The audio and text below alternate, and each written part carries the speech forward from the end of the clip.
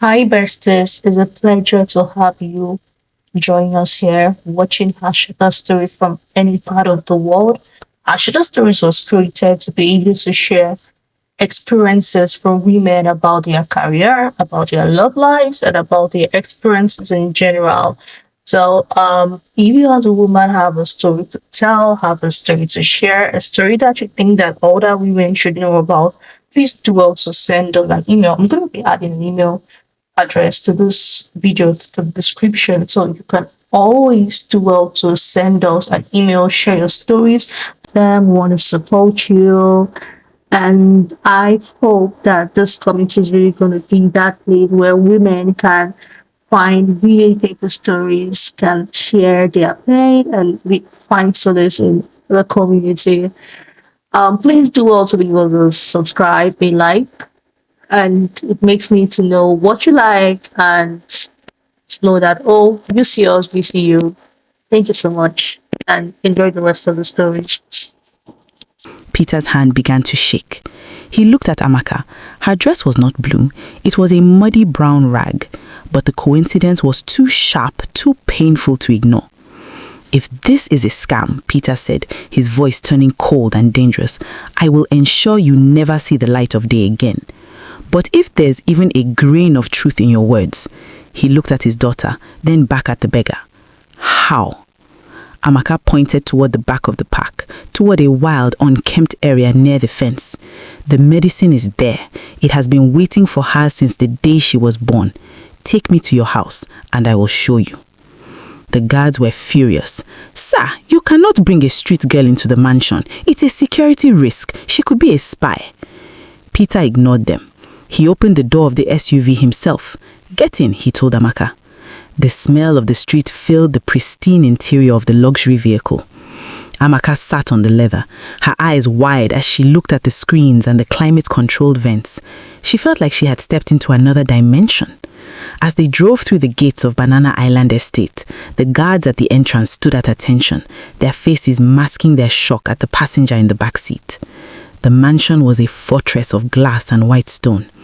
Amaka followed Peter through the grand foyer, her bare feet leaving dusty prints on the Italian marble. The servant whispered in the hallways, their eyes filled with judgment and fear. Which girl? She heard a maid mutter. Amaka didn't flinch. She had been called worse by people she actually loved. She followed Peter straight to the back garden, her eyes searching the earth. The garden was a masterpiece of landscaping, with perfectly trimmed hedges and imported roses. But Amaka ignored the beauty. She walked toward a neglected corner where the irrigation system didn't reach. There, growing under the shade of a massive Iroko tree, was a low-lying shrub with heart-shaped leaves and tiny red berries. This, she said, kneeling in the dirt. She began to dig with her bare hands, her nails clawing at the earth. The guards watched with their arms folded, their faces skeptical. After a few minutes, she pulled out a thick, gnarly root that looked like a twisted human hand. It smelled of deep earth and something sharp like ginger. This root carries the fire that her nerves have lost. It must be boiled in the milk of a goat and the water of a young coconut. She must drink it while it is still steaming, and she must sleep for 3 days.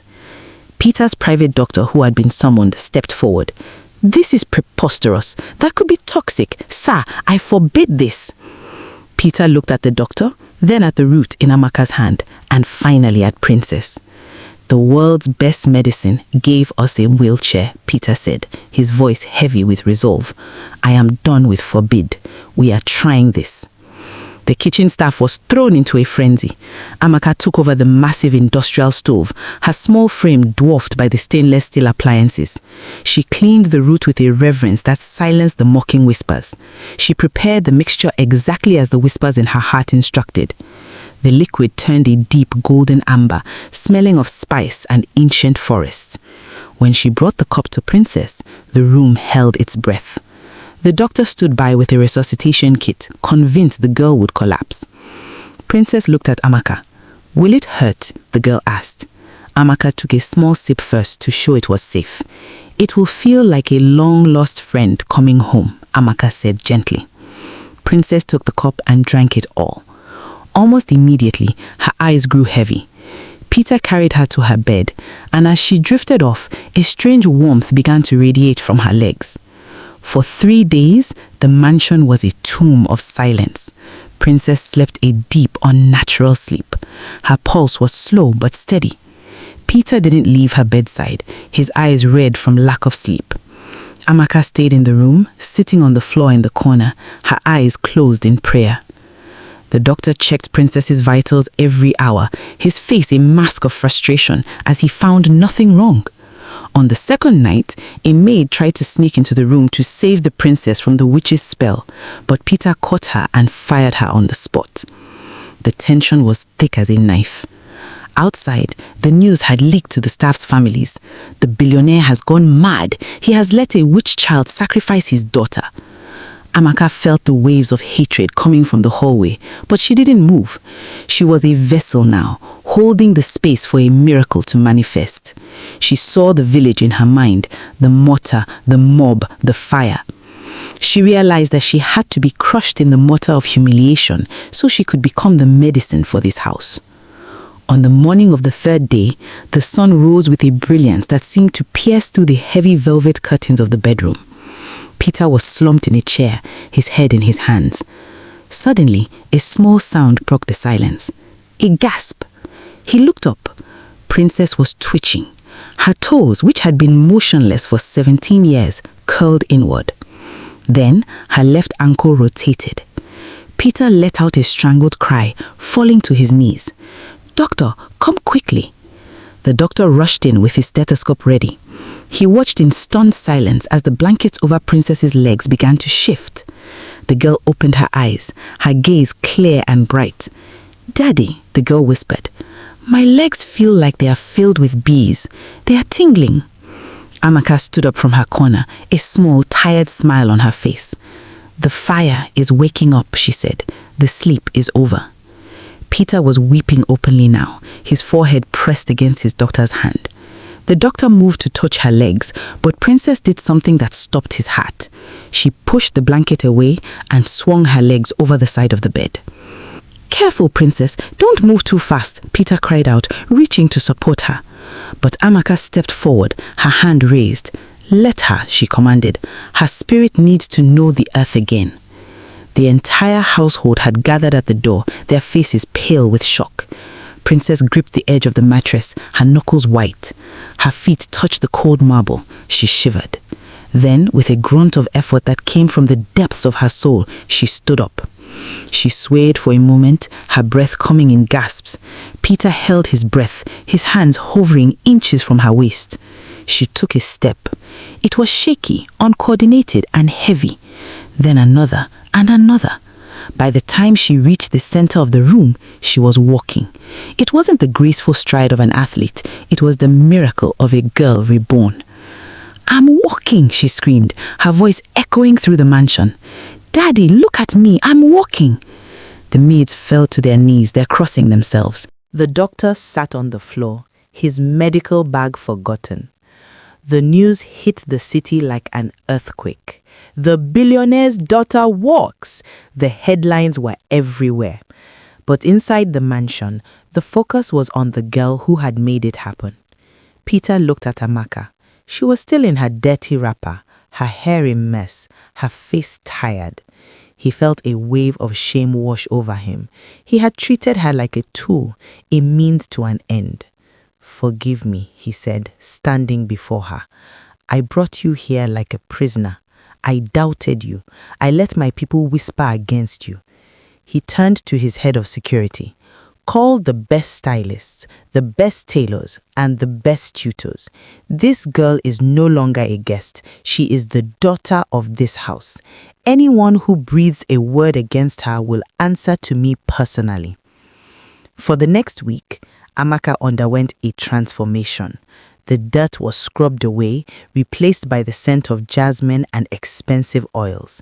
Her hair was braided with gold thread. She was dressed in silks and laces. But as she looked at herself in the floor-to-ceiling mirrors, she didn't see a rich girl. She saw the healer she was always meant to be. One evening, Peter sat with Amaka on the terrace. "I have opened a trust fund in your name," he said. $50 million. You will never have to pound yam or beg for food again. I will buy you a mansion in any city in the world.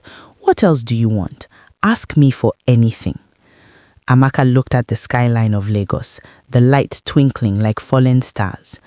"I don't want the money, sir," she said softly. Peter blinked in surprise. "Then what? Jewels? A car? Fame?" Amaka turned to him, her eyes filled with a sadness that the silk dress couldn't hide. "I want my name back. In my village, I am a witch.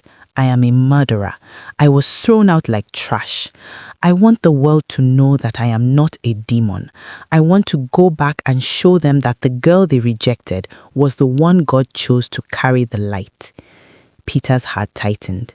He realized that all his money couldn't buy the one thing she truly craved: justice.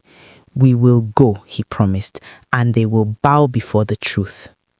The convoy of black SUVs tore through the dusty roads of the village, sending goats and chickens scattering. The villagers gathered at the square, their eyes wide with fear and curiosity. They had never seen such wealth in their lives. When the cars stopped in front of the chief's palace, the elders came out, trembling. Peter stepped out first, his presence commanding and terrifying. Then Princess stepped out, walking tall and strong, her hand in her father's. The village went silent. They remembered the crippled girl from the news, but it was the third person who stopped their hearts. Amaka stepped out of the lead car.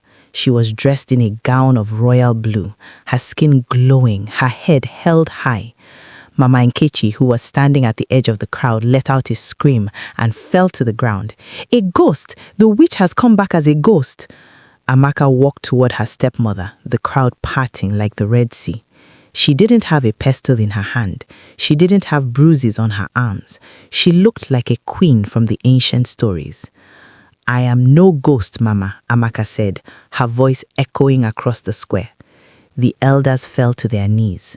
The son of the late Chief Eze stepped forward, his face pale. You are banished. You killed my father." Peter stepped forward, his voice like rolling thunder. "Her mouth warned your father. His own pride killed him. But this witch he threw into the forest is the one who did what the world's best doctors could not. Look at my daughter. She was paralyzed for 17 years.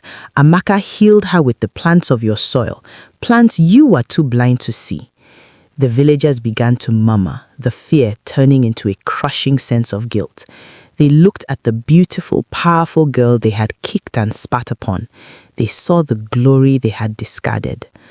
Amaka walked to the center of the square, where the mortar still sat. She touched the wood. "I was crushed here, but the juice of a crushed herb is what heals. I forgive you, but you will never call a child of God a witch again." Mama Nkechi tried to crawl toward Amaka, her face a mask of fake tears. "My daughter, I knew you were special. I only sent you away to protect you from the mob. Please tell the billionaire I am your mother." Amaka looked down at the woman who had made her life a living hell. She didn't feel anger. She felt pity. "You are not my mother," Amaka said firmly. "My mother was a woman of light. You are a woman who traded love for fear." Peter looked at the elders. "This village will be transformed. I will build a hospital here and it will be named after Amaka. But that woman," he pointed at Mama Nkechi, "is never to step foot inside it. She is banished from the grace this girl has brought." The villagers turned on Mama Nkechi, the same way they had turned on Amaka. But Amaka stopped them. "No more hate. Let her live in the silence she tried to bury me in. That is punishment enough." The elders bowed their heads in shame as the convoy prepared to leave. Back in the city, Amaka didn't settle into a life of idle luxury. She used the fund Peter had created to build the Amaka Center for Traditional Healing and Science. She brought together forest healers and modern doctors, creating a bridge between the ancient and the new. She became a voice for the shattered girls, those accused of witchcraft, those abandoned by their families, those the world had deemed broken. Every time she saw a girl in rags, she didn't see a beggar. She saw a miracle waiting for a chance. Princess became the administrator of the foundation, her legs never failing her again. They were no longer just a billionaire's daughter and a street girl. They were sisters in spirit. Amaka's face appeared on the covers of international magazines, not as a curiosity, but as a pioneer. She had taken the stones the builders rejected and used them to build a temple of healing. The name witch was forgotten, replaced by the title that suited her far better, the gift of the sun. Years later, Amaka stood in the garden of her center, watching a group of children play. She looked at her hands. They were soft now, the green stains long gone, but the scars on her palms remained. She wore them with pride. They were the map of her journey. She realized that the humiliation of her childhood was the very thing that sharpened her sight. She had to be a homeless girl to find the billionaire. She had to be an outcast to find the miracle. Peter, now an old man, sat on a bench nearby, watching her with a father's pride. The story of the witch girl who healed the billionaire became a legend told to children to teach them that kindness is the greatest currency. Amaka realized that the world doesn't always understand the gifts it is given, but truth has a way of rising, like the sun after a long dark night. She breathed in the scent of the hibiscus and smiled. She was no longer shattered. She was whole. She was a healer. She was home.